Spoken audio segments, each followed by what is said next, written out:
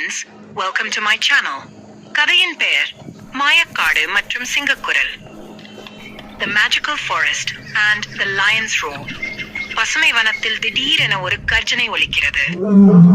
அருண் முயல் பயந்து குதிக்கிறது. கீதா கிளி மரத்தில் உட்கார்ந்து சொல்கிறது, இந்த சத்தம் என்ன அருண்?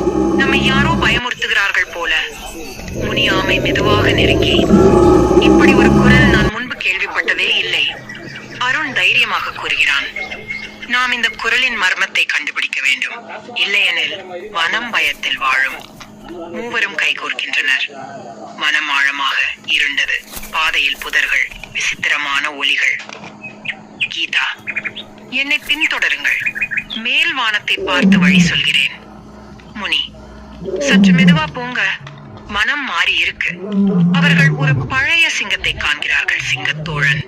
சிங்கம், பயப்படாதீர்கள், இந்த குரல் உண்மையான சிங்கம் அல்ல, யாரோ நிழலில் விளையாடுகிறார்கள். அருண், நாம் அதை கண்டுபிடிக்க தயாரா? சிங்கம், நான் உங்களோடு வருகிறேன். அவர்கள் இருள் நிறைந்த குகைக்குள் செல்கிறார்கள். குரல் ஒலிக்கிறது, நீங்கள் திரும்பிச் செல்வது நல்லது. அருண், கீதா, சிங்கம், முனி தைரியமாக முன்னேறுகிறார்கள். கண்ணாடி மாயைகள் தோன்றுகின்றன பயத்தை சோதிக்க. குகையின் உள்ளே மாயா விலங்கு, உண்மையில் ஒரு சின்ன நரிதான். நரி பயந்து, நான் சிங்கம் போல குரல் எழுப்பினேன். எல்லோரும் எனக்கு பயப்படுவார்கள் என நினைத்தேன்.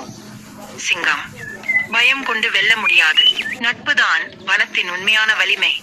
விலங்குகள் எல்லாம் திரும்பி சந்தோஷமாக வாழ்கின்றன.